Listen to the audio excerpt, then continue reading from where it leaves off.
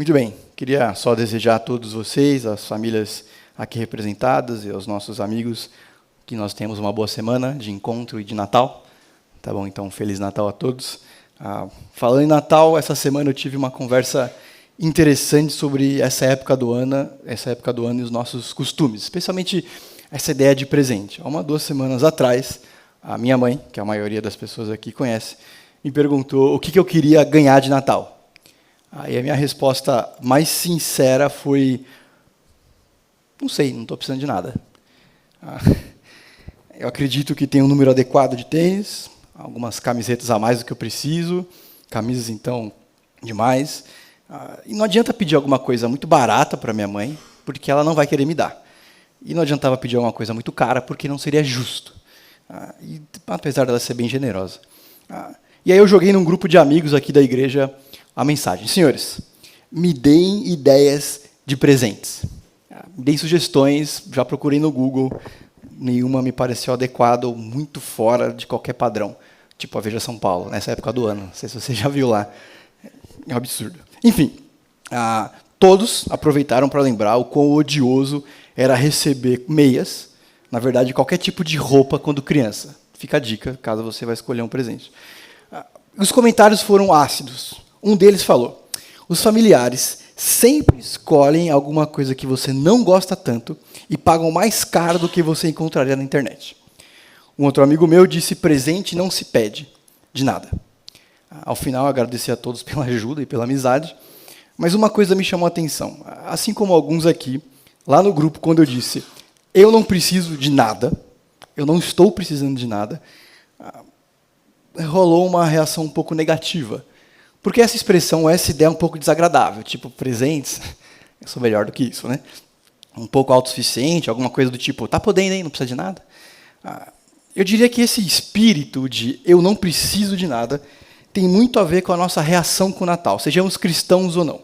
Os primeiros, porque já conhecem Jesus e já ouviram 700 vezes as histórias dos evangelhos e sempre soam um pouco de tipo, de novo, eu sei que é Natal, mas a gente precisa de novo falar do nascimento de Jesus. E os que não acreditam nisso, no que a gente chama de cristianismo, se sentem um pouco obrigados a lidar com essa época do ano, com essas ideias, com alguma coisa que pouco importa de forma geral. E é justamente esse espírito independente que a gente tem como seres humanos que nos impede de perceber algumas coisas, alguns dos mais belos e decisivos presentes que Deus nos entregou.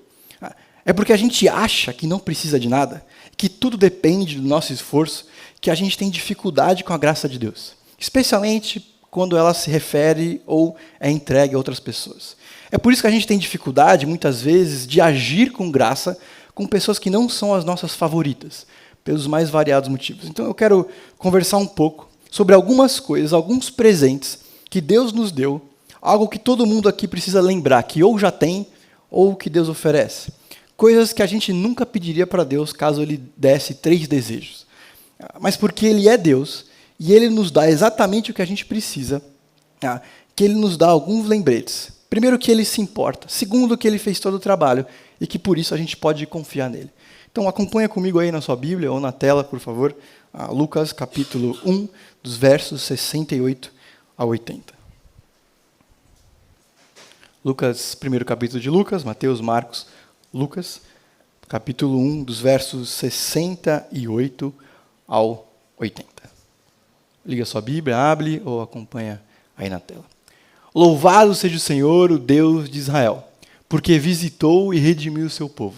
Ele promoveu poderosa salvação para nós, na linhagem do seu servo Davi, como falara com os seus santos profetas na antiguidade. Está falando do Antigo Testamento aqui. Salvando-nos dos nossos inimigos e da mão de todos que nos odeiam, para mostrar a misericórdia aos nossos antepassados e lembrar a sua santa aliança. O juramento que fez o nosso pai Abraão.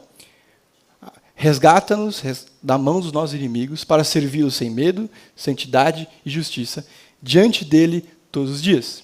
E você, menino, a gente vai entender quem está falando, sobre quem está falando, será chamado profeta do Altíssimo, pois irá diante do Senhor para lhe preparar o caminho, para lhe dar ao seu povo o conhecimento da salvação, mediante o perdão dos pecados, por causa das ternas misericórdias do nosso Deus, pelas quais do alto nos visitará o sol nascente para brilhar sobre aqueles que estão vivendo nas trevas e na sombra da morte, e guiar os nossos pés no caminho da paz.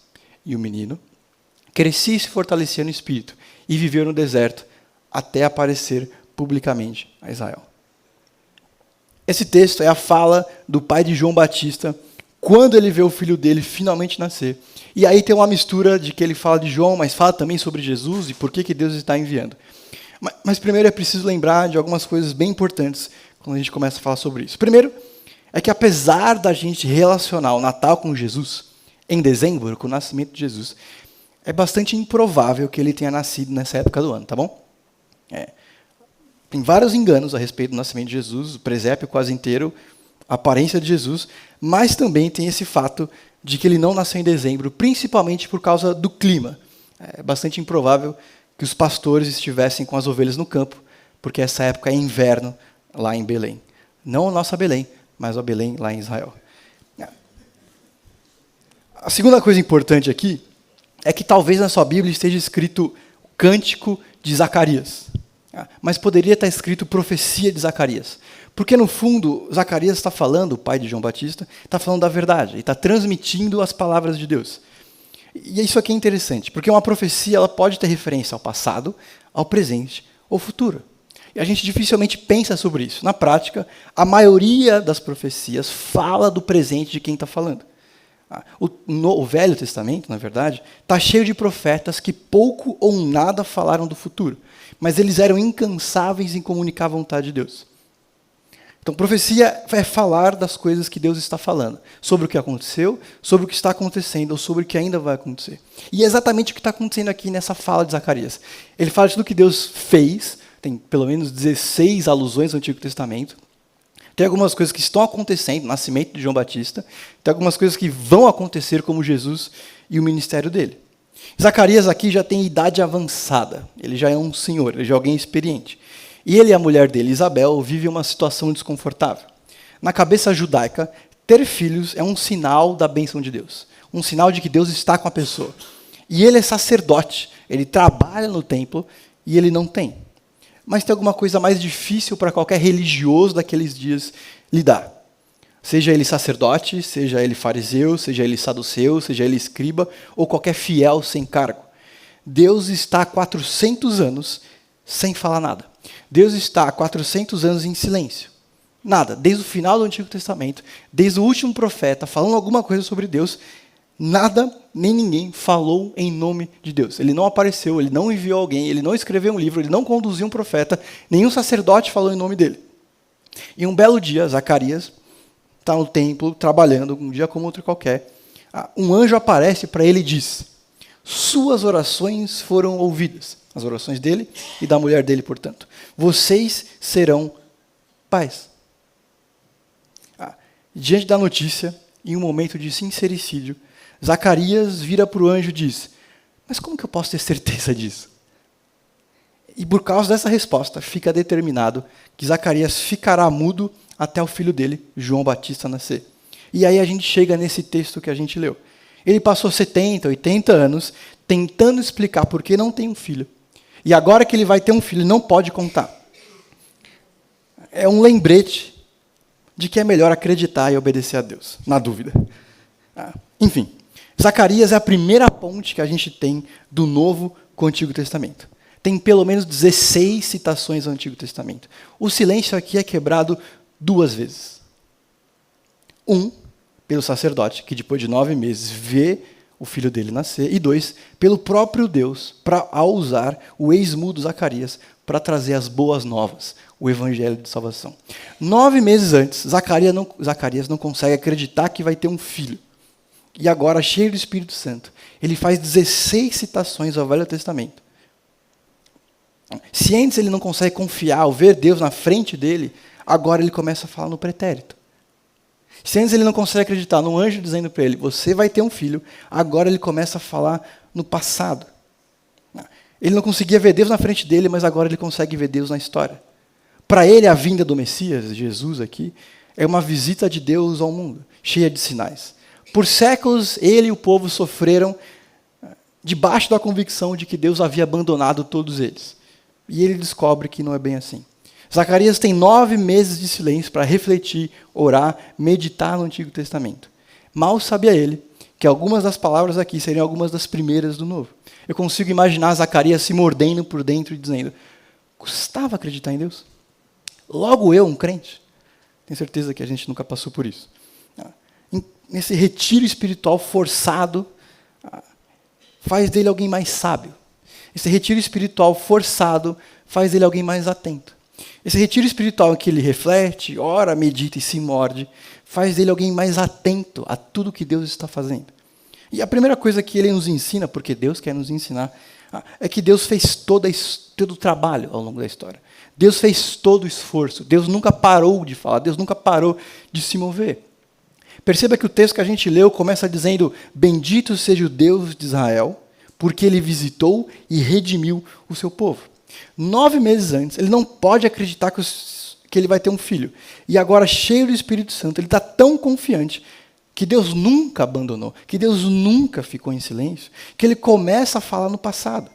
Ou seja, não apenas está visitando e redimindo agora, mas ele já estava agindo muito antes disso.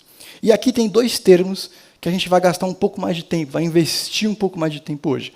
Visitou e redimiu, que na verdade são o centro aqui da discussão. A gente vai falar um pouco da segunda primeiro. Normalmente a gente entende essa ideia de redenção como uma reviravolta, certo? Então alguma coisa ruim que se tornou boa. Tipo o Darth Vader no final do Star Wars. Do 3º, do 4, 5 e 6, no 6º. Então, nos últimos instantes da última batalha, o Darth Vader se junta ao Luke para vencer o Imperador. Não é spoiler, porque faz 30 anos que saiu o filme. Se você não viu, não é agora. Enfim, lembra disso? Todo mundo está nessa página mesmo que não é fã. Então, ou algum outro tipo de história que alguém que não tem confiança, alguém que ninguém aposta nada, consegue uma reviravolta, consegue conquistar alguma coisa. Então, essa é a ideia central que a gente tem de redenção. Alguém que passou por uma experiência redentora. Alguém bom, alguém mau que se tornou bom, alguém improvável. Se o Flamengo vencesse ontem, seria uma história de redenção, por exemplo. Esquece isso, ignora. Na Bíblia, redenção não tem nada a ver com isso. Na Bíblia, redenção não tem absolutamente nada a ver com essa ideia, com esse conceito de alguma coisa ruim se tornar boa, ou de alguma coisa, alguém improvável se tornar o rei, por exemplo. A primeira demonstração histórica do termo, ou do que é redenção, acontece no Êxodo. Deus resgata o povo do Egito. É por isso que ele é chamado de Redentor de Israel. Zacarias provavelmente tinha isso em mente e não tinha toda a noção do que aconteceria com Jesus, por exemplo. Especialmente a cruz, a ideia de sacrifício. Mas atenção, apesar de ele não ter ideia exatamente do que aconteceria, de como aconteceria, ele confiava o suficiente em Deus para saber que Deus era o suficiente. Ele não sabia exatamente o que significava o fato de Deus visitar o povo na história. Ele não sabia exatamente o que significava a redenção dali para frente. Mas ele sabia que Deus era redentor. Ele sabia que Deus era alguém confiável. Ele não sabia o suficiente, mas ele sabia que Deus era o suficiente. E isso é fé. Isso é fé. De nem sempre saber o que Deus vai fazer, mas confiar que Ele é Deus e sabe o que faz. Fé é um presente que Deus nos dá para o presente. E não apenas para nos salvar um ticket para a eternidade, mas principalmente para nos ensinar a viver. Afinal, o justo viverá pela confiança. Onde lê fé, traduza por confiança. Gente de fé são pessoas que conseguem fazer com que Deus as obedeça. Orações de fé não são apresentações eloquentes da minha vontade para que Deus a cumpra, mas expressar confiança em Deus nas Escrituras. Leia com calma as orações de Neemias, as orações de Moisés, Jesus no Getsemane. Senhor, se possível, passa de mim esse cálice. Se possível. Heródoto, um escritor grego, um pouco anterior aqui a Zacarias, usava essa palavra redenção como resgate, ou o pagamento de um resgate.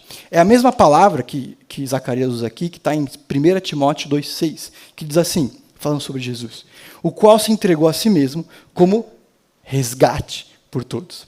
Esse foi o testemunho dado no seu próprio tempo. Redenção não significa transformar alguma coisa, mas pagar o preço da liberdade. É por isso que Deus é o Redentor, é por isso que Jesus é o Redentor. Redenção fala do ato, do pagamento que liberta alguém da condenação e oferece liberdade. Resgate, um pagamento. No caso aqui, a cruz que permitiu a redenção da humanidade, que livra do poder do pecado, da escravidão da carne, da inevitável perdição. O melhor exemplo de redenção não é o Darth Vader, mas Jesus, que paga o preço da nossa liberdade. É o sacrifício dele, é ele se dar, é ele se entregar, é ele pagar o preço que permite que eu e você tenhamos uma nova vida. Então ele não é o Redentor porque ele era mau e passou a ser bom. Ele não é o Redentor porque ele é filho de José, um trabalhador braçal e filho salvador da humanidade. Ele é Redentor porque ele se entrega por nós. Redenção, portanto, é o primeiro presente de Deus para mim e para você. Redenção é Deus fazendo todo o trabalho para oferecer salvação e liberdade. Essa palavra redenção, a palavra que Neemias, Zacarias usa aqui, aparece 14 vezes no Novo Testamento. Nos evangelhos, normalmente sai da boca de alguém ao redor de Jesus. E sempre fala de alguma coisa política de Israel. Por exemplo, Israel se liberta de Roma. E Jesus sempre insiste em alguma coisa diferente. E os discípulos não conseguem entender. Mas depois da cruz, essa palavra começa a ganhar um sentido mais amplo. Redenção começa a falar do perdão dos pecados. Porque há redenção, há perdão de pecados. Redenção começa a falar da transformação de quem somos. Porque Ele é o Redentor, nós podemos ser transformados. Começa a falar um pouco de salvação final, por exemplo, em Hebreus 9:12. Porque Ele é o Redentor, nós podemos ser salvos. O que significa redenção? O que Zacarias está tentando ensinar, e portanto Deus? Que redenção é liberdade do poder do mal. Redenção é liberdade do mal. Que nada do que foi precisa continuar a ser. Hábitos, vícios, más escolhas, falhas de caráter, problemas de personalidades, traumas podem ser mudados por Deus. Porque Ele pagou o preço. Amém? Nenhuma dessas coisas é maior do que o amor dele. Nada nem ninguém tem poder para prender, subjugar, determinar o destino dos filhos de Deus. Redenção é o lembrete de que há mais amor e graça em Deus, de que há mal em mim ou no mundo. Redenção é a memória de que o amor, a graça de Deus é maior do que qualquer outra coisa em mim ou no mundo. Que nada me prende, nada me vicia, nada determina o meu destino, senão Deus.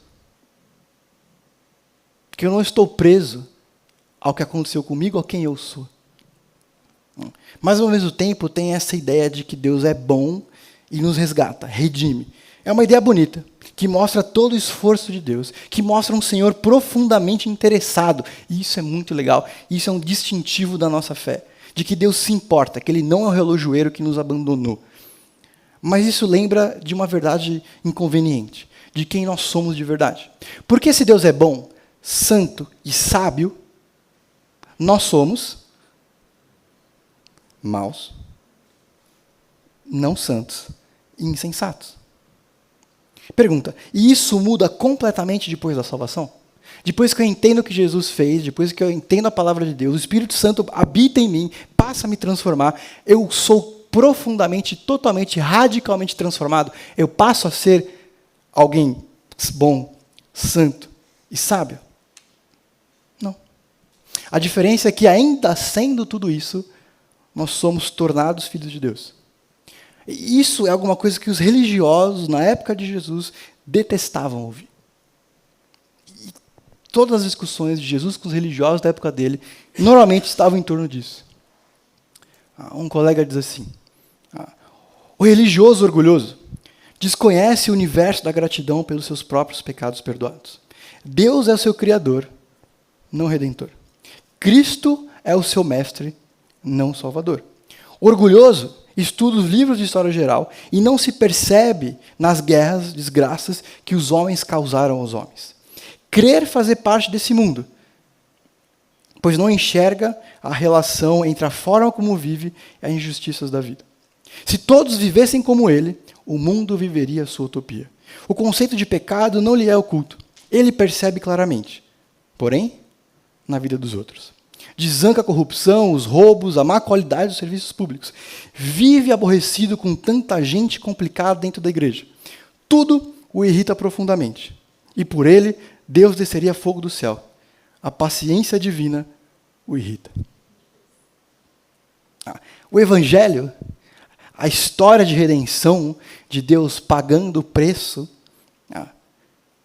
precisa ser uma constante da nossa consciência, de quem nós éramos sem Deus, e tudo o que Ele fez por nós. Porque só isso evita que a gente caia no buraco de eu não preciso de nada, já tenho Deus no meu coração. É por isso que a gente precisa reler os evangelhos, lembrar do nascimento de Jesus. Porque é por causa da cruz, do que ela significa, que nós não somos tornados, ou nós não nos tornamos religiosos orgulhosos. Porque a gente entende o trabalho do Espírito Santo, que esse trabalho não acabou, que a gente foge da autossuficiência espiritual. O desafio é não acreditar que o mundo seria um lugar melhor se todos fossem como eu, pensassem como eu penso. A gente esquece, mas a eternidade não vai ser melhor porque eu finalmente serei quem eu sou, mas porque nós seremos como Jesus, ressuscitado por Deus e transformados pelo poder do Espírito. Redenção significa esperança eterna. Qual é o maior inimigo da humanidade? O que é aquilo que todo mundo foge? Alguma coisa que a gente finge que não existe. A morte. Todos, até segunda ordem, vamos passar por isso. Cedo ou tarde. A mais terrível realidade da condição humana perde o seu ferrão diante da redenção. Tem um trechinho que eu costumo sempre enviar quando algum irmão nosso falece. Eu costumo enviar para algum familiar. De um cristão diante da morte iminente, escreveu assim: não há quem tenha crido em Deus e no reino de Deus. Não há quem tenha ouvido falar do reino do ressuscitado que não sinta a partir daí imensa saudade do lar. Se somos velhos ou jovens, pouco importa. A vida só começa realmente quando termina aqui na terra. A morte só é assustadora para quem vive assustado e com medo dela. A morte não é selvagem, a morte não é terrível desde que nos mantenhamos calmos e agarrados à palavra de Deus. A morte não é amarga caso não nos tornemos amargos. A morte é graça. A morte é a maior dádiva da graça que Deus presenteia àqueles que creem nele. A morte é suave, a morte é doce, a morte é branda. Desde que percebamos que ela é o portão de entrada da nossa terra natal, o tabernáculo da alegria, o reino da eterna paz. Se a nossa fé não a transformar, a morte é o inferno, é a noite, é o frio. Mas é justamente isso que é maravilhoso, o fato de podermos transformar até a morte.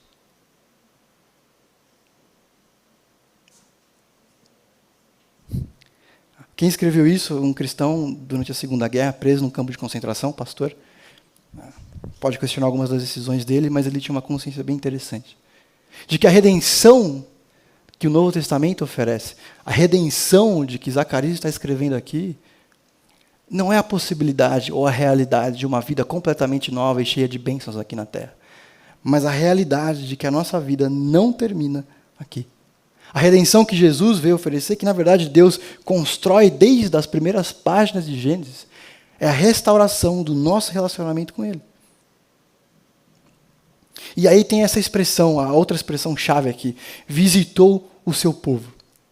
E essa ideia de visita fala da inesperada e essencial quebra de silêncio na percepção de Zacarias, da intervenção, da chegada divina após um aparente período de abandono. Mas Deus não vem apenas em palavra, Ele vem em carne e osso. O mesmo homem que duvida que Deus pode dar um filho, de novo, começa a falar no passado. Ele percebe que Deus já estava agindo muito antes disso. E que, na verdade, o silêncio era cegueira. E essa é uma das ênfases do Novo Testamento, com textos que falam, na plenitude dos tempos, Deus envia seu Filho, ou que Deus fez convergir em Cristo todas as coisas. Uma leitura rápida e desatenta faz a gente olhar para essa expressão visita, e como é uma visita quando vai na sua casa. Vai rápido, vai embora rápido, se Deus quiser, e é inesperado. Mas não é isso que Zacarias está falando.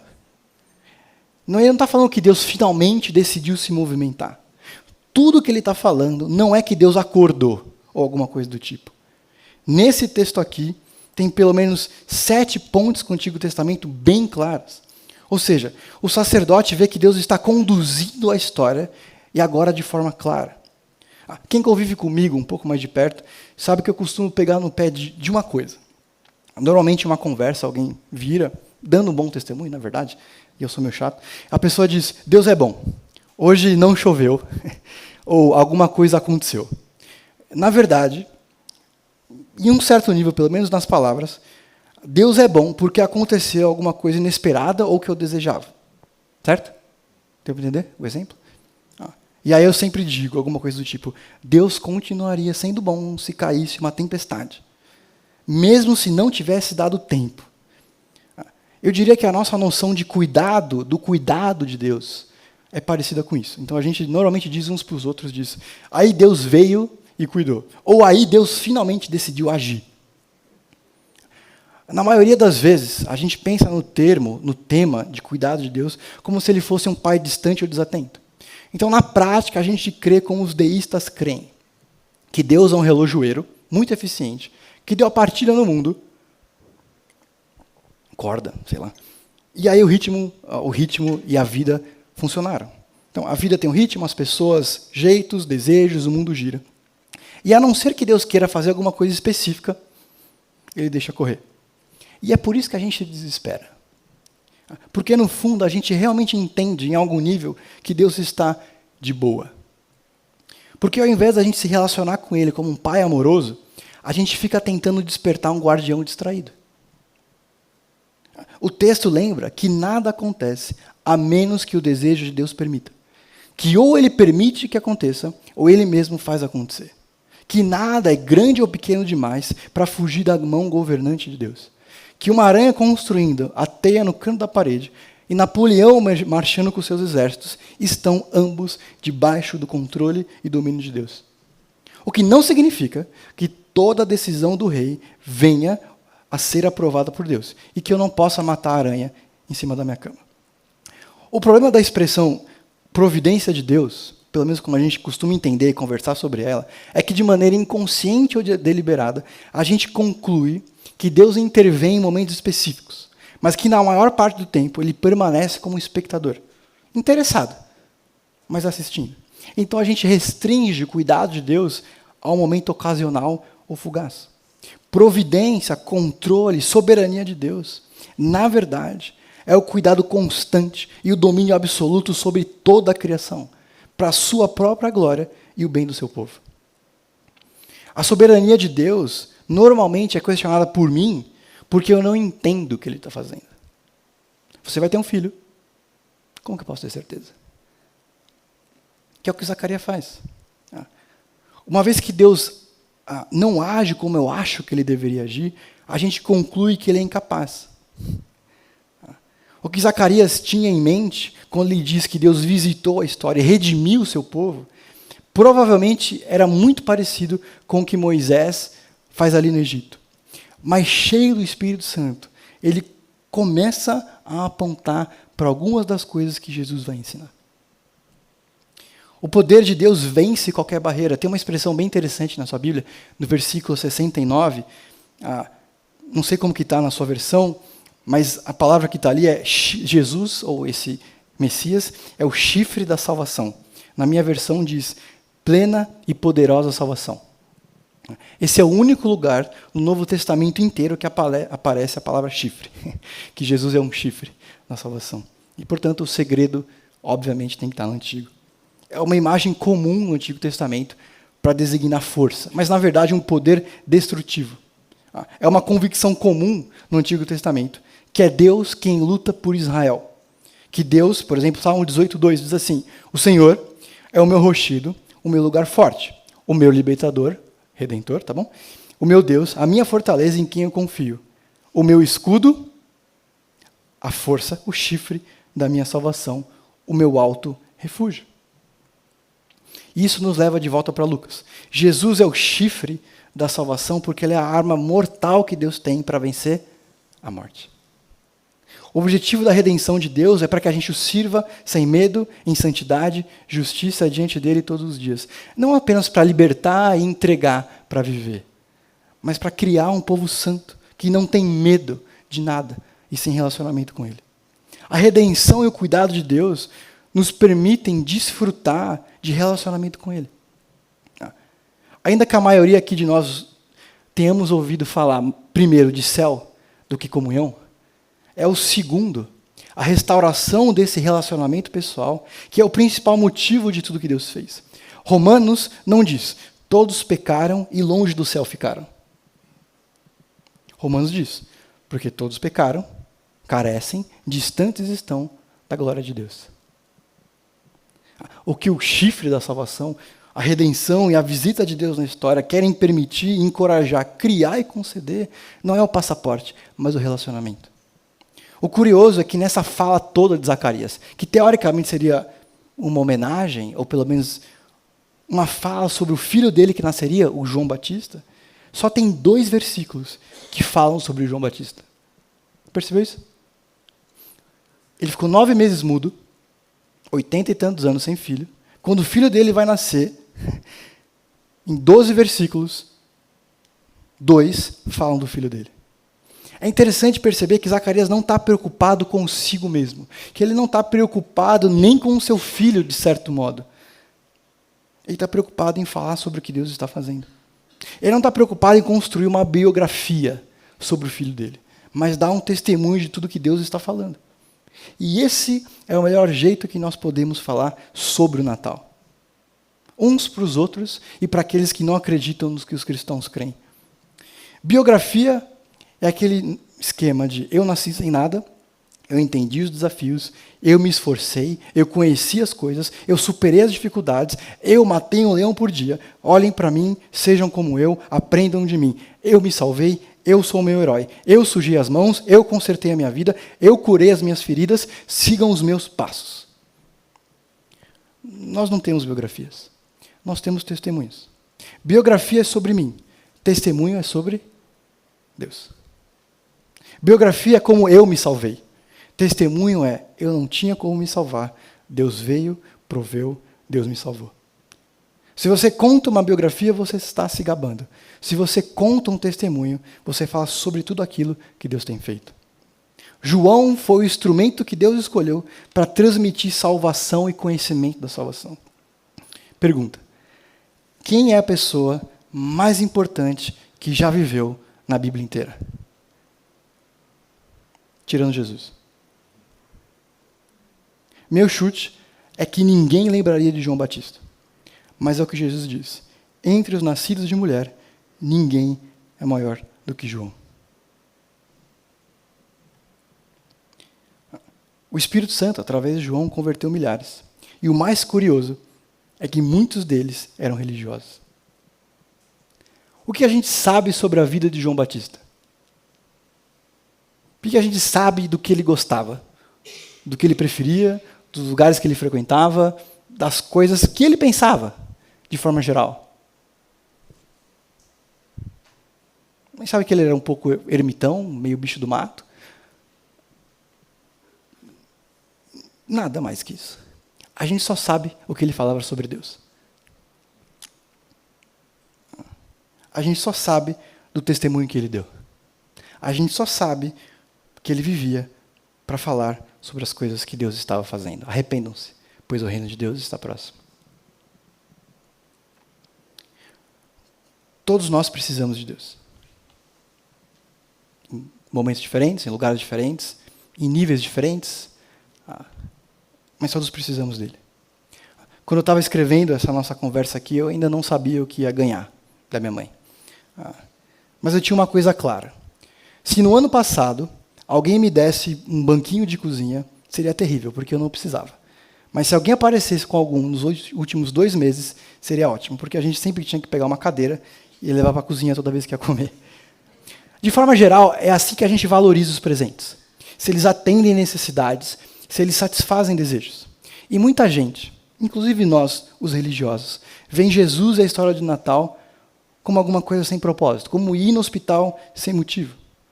Porque a gente não lembra ou não conhece os perigos de não conhecer a Deus.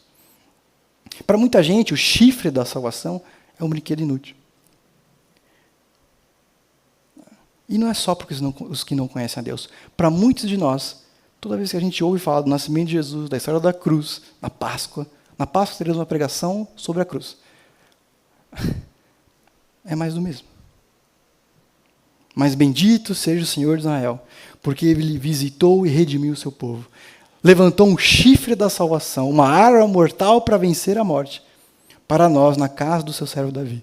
Como Ele falou pela boca dos seus santos profetas, desde os tempos antigos, para que sejamos salvos dos nossos inimigos e das mãos de todos que nos odeiam. Quem não precisa disso? Quem não precisa de liberdade? Quem não precisa ser lembrado que Deus está no controle? Quem não precisa ser lembrado do fato de que Deus está cuidando? Que Ele é bom e que as coisas boas acontecem porque Ele é bom.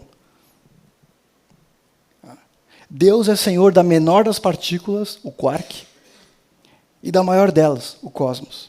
E entre essas duas coisas estou eu e você. E Deus envia o seu Filho para salvar gente. Na verdade, para ser mais preciso, porque Deus amou o mundo de tal maneira que deu seu único Filho para que todo aquele que nele crê não pereça, mas tenha a vida eterna. Tudo isso para quê? Para que aqueles que já o conhecem sejam profetas do Altíssimo, que vão adiante do Senhor para lhes preparar caminho, para dar ao seu povo o conhecimento da salvação mediante o perdão dos seus pecados, por causa das ternas misericórdias de Deus, para brilhar sobre aqueles que estão vivendo nas trevas, na sombra da morte, a guiar os passos dos outros no caminho da paz.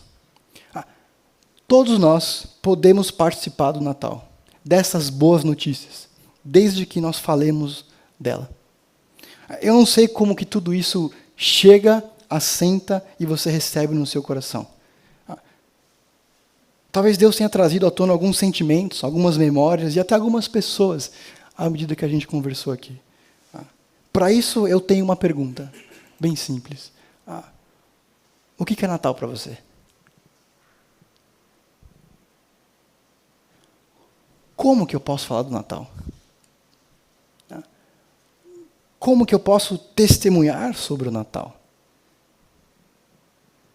Quais serão as minhas conversas na noite, talvez a mais longa do ano, entre 24 e 25? Quais são as histórias, as lembranças, os testemunhos que eu posso dar, que eu posso lembrar? Vamos orar. Senhor, obrigado por tudo que o Senhor tem feito por nós, obrigado porque o Senhor é um Deus redentor, que pagou o preço da nossa liberdade, a salvação dos nossos pecados. Senhor, nos ajuda a lembrar dessas verdades. Lembrar, Senhor, do seu cuidado constante, da sua graça que não descansa, Deus. Nos ensina a ser representantes dessa mensagem nas nossas festas de Natal. Nos ajuda, Deus, a lembrar dessa sua verdade e testemunhar acerca dela, de tudo que o Senhor tem feito na nossa vida. Senhor, não nos permita falar sobre o Senhor como se o Senhor estivesse em silêncio, mas que o Senhor é um Deus ativo, cuidador e amoroso. Nos ajuda, Senhor, a ser bons filhos, representantes dessa sua mensagem, Deus. Obrigado por tudo que o Senhor tem feito. Em nome de Jesus, amém.